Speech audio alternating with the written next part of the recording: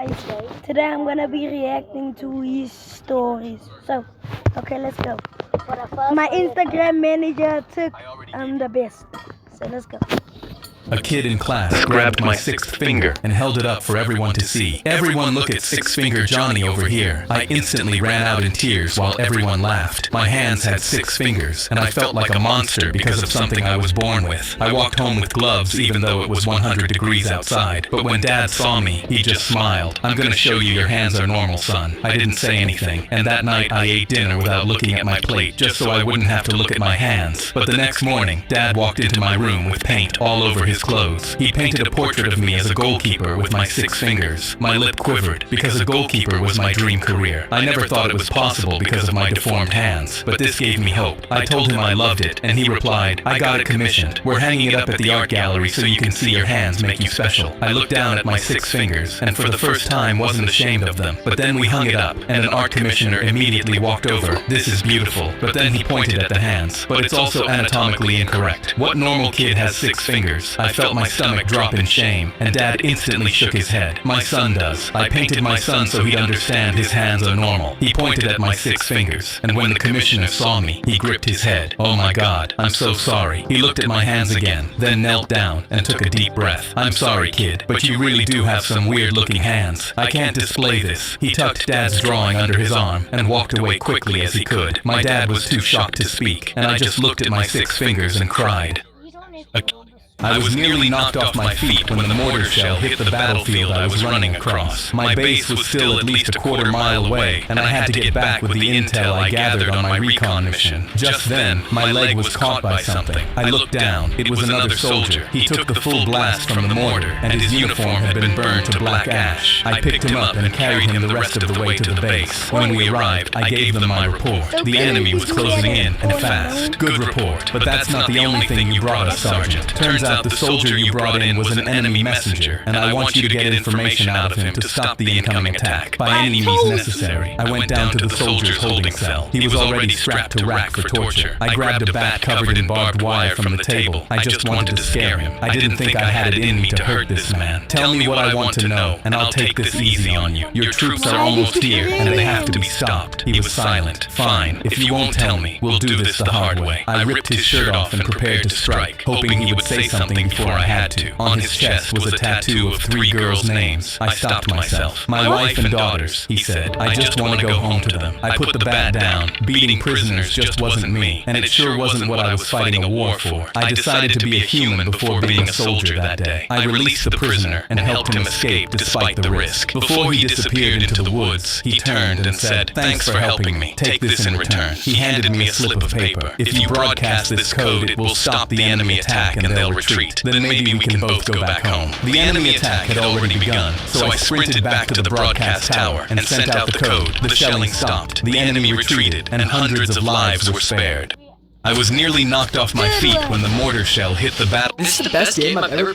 My professor slammed his ruler on his desk. "Attention! You fail this test, and you fail my philosophy class. No excuses." He crossed his arms. "If you are caught cheating during this exam, automatic 0. You may start now." The exam hit my desk, and every question looked like a different language. I looked up to the same blank stare on every face in the room. I looked at the other pages, then put my head down, knowing I needed to cheat without knowing how. 2 rows up, a kid kept his phone open on his lap, scrolling every time the professor turned to the board, until he turned back too soon and caught him cold. "You with the phone! Automatic F! Come sit in front of the class!" The kid raised his hand, phone still in it, and walked to the front, sitting in full view for the rest of the exam. I started sweating, even though the AC was on, and I needed to figure something out. Behind me, another kid murmured into his collar, "Hey Siri, explain Descartes. I think, therefore I am." His lips barely moved, and nobody looked twice. Then I saw the real move. A kid 2 seats over reading someone else's answers through his glasses. A tiny camera hidden in the lens, his head never turning. I dug a plain pair of black shades out of my bag, muttered light sensitivity as I slid them on, and angled my head enough to catch my neighbor's page in the lens. I was still good. The first test hit the table. "Once you turn it in, you stand up front until everyone's done," the professor said. Some gave up halfway and stood there anyway, pages blank, while others kept turning theirs in until every seat emptied out except mine, and I walked mine up last, shades still on. The professor glanced at them. "Those staying on, light sensitivity," I said, and went to stand with the rest. He pushed back his chair, walked to the front, and squared the stack against his desk. "This test was never about how you did, he said, scanning the room. It was about whether you'd bend a rule to get something done, because the right call isn't the clean one. Everyone who turned it in passes. He looked at the kid with the phone. Drop the panicked face. Your acting was great. Remember, guys, the professor said, leaning against his desk. Naruto never got a fair hand, and he didn't wait around for one either. He tapped the stack of tests. Naruto said it best. If you don't like the hand fate gave you, go build a new one.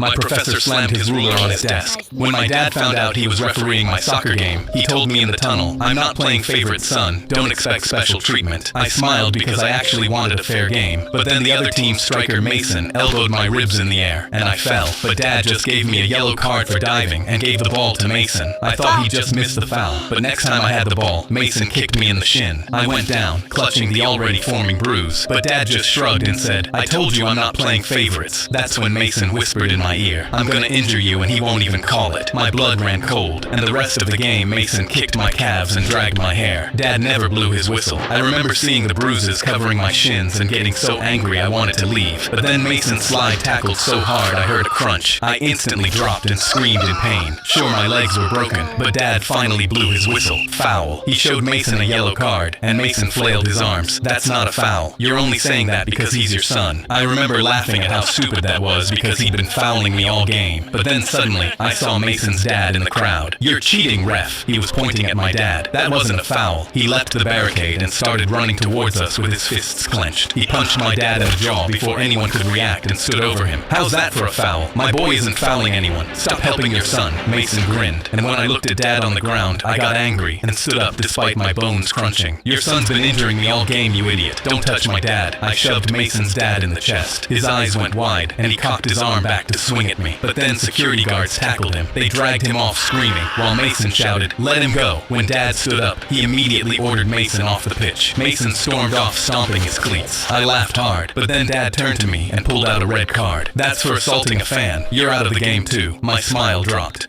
When my dad found out,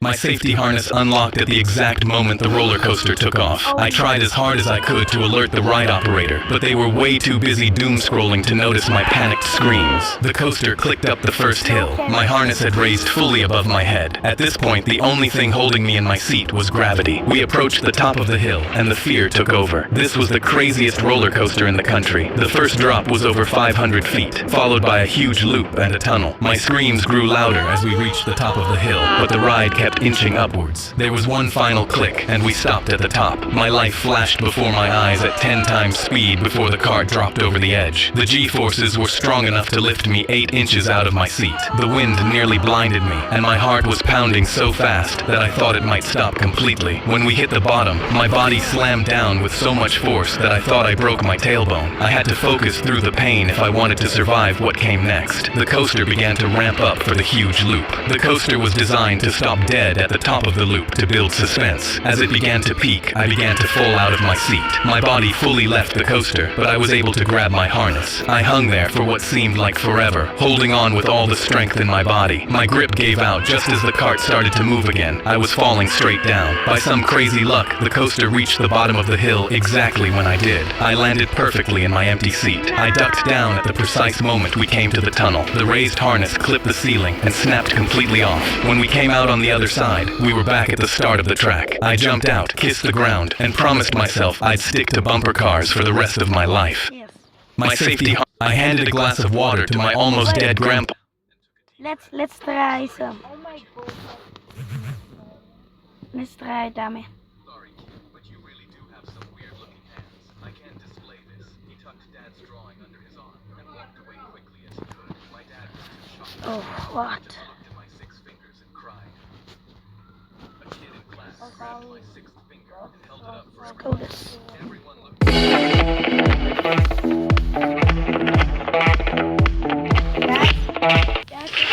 Hi there! Would you like to receive a gift? I'm a missionary for the Church of Jesus Christ of Latter-day. Yo, you're talking to this chick? Yo, she's so fine. She's not just fine. She's like a model. You guys are preaching to the choir. I'm actually gonna ask her to be my girlfriend when we go out tomorrow night. Yo, dude, if she says yes, you'll for sure be the guy dating the hottest chick in school. Yeah. That's precisely the goal. Coming through with a straight 10, my man. Yo, check it out. You get a stage 5 clinger. Anna, rumor has it she's like in love with you, bro. Oh my God, could you imagine Mark, the star quarterback, and Anna, president of the chess club? In her dreams, she was like 2, 1.5 at best. Boys, phones away.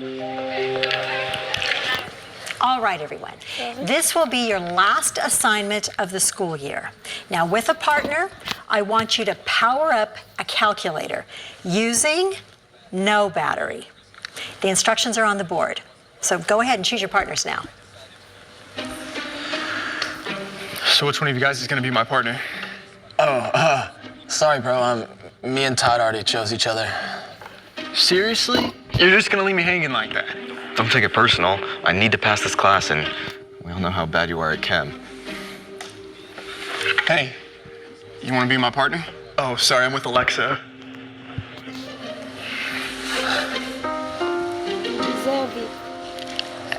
Hey, Mark? Do you need a partner? No, me and Ken are gonna be working together. Yeah. Oh, okay. Maybe next time.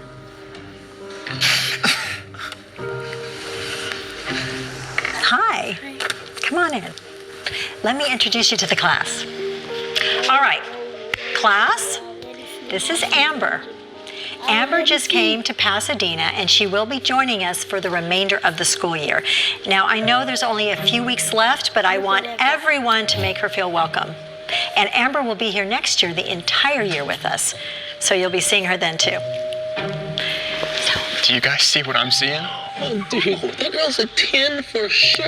More like a 10.5. She's even harder than that chick you showed us on Instagram. You're right. So is there anyone that doesn't have a partner that would like to work with Amber? Me, I'll be your partner. Okay, Mark, great. All right, Amber, this is Mark. The instructions are on the board, so you'll be working with him.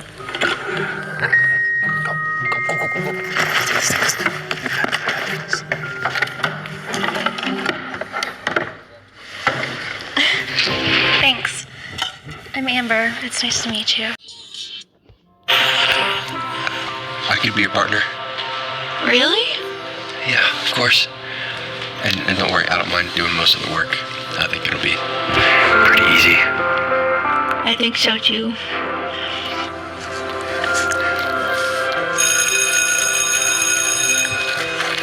Okay, don't forget, your project is due tomorrow. Good luck. Amber, I know this sounds a little bit odd because you transferred at the end of the school year, but this project will pretty much count as your final chemistry grade because we have no other assignments. Okay, thanks. All right. I really can't fail this class. You better know what you're doing. Don't worry, I got you. By the way, what are you doing tomorrow night? Boom, I got a number. Yo, dude, you're a savage. I don't see how you do it. It gets better. She's gonna come out with us tomorrow night. Wait, well, what about that girl from Instagram? Nah, forget her. I'm gonna take Amber. Why be with a 10 when I can be with a 10.5? Dude, everyone on the team is gonna trip when they see you with it.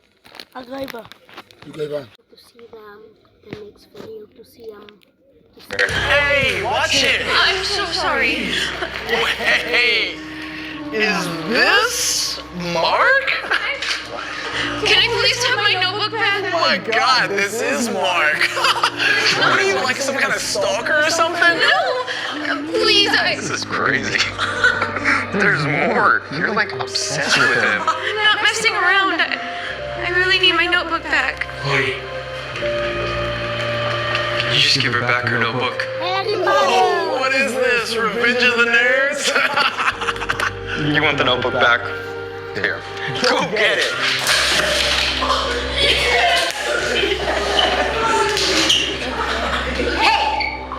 Why did you throw Anna's notebook? I was just joking around. Well, it doesn't look like Anna thought it was funny.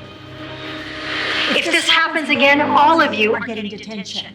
What had nothing to do with that? Yes, you did. You could have easily stopped it. But it looked like you were having fun. Could you two please excuse us? And Actually, Mark, if you weren't so busy playing around, you wouldn't be on the verge of failing my class. What are you talking about? I just graded last week's exams, and you scored the lowest out of anybody in my class. And if you don't get an A on this project, you will not. Oh well. I wasn't planning to use my grades to get into college anyway. Don't think that football will save you. According to the new regulations, any athlete that fails any class will be benched. What? See you in the next video. Do You can't be serious. I am. And it doesn't matter how good you are. Now, Mark, may I make a suggestion?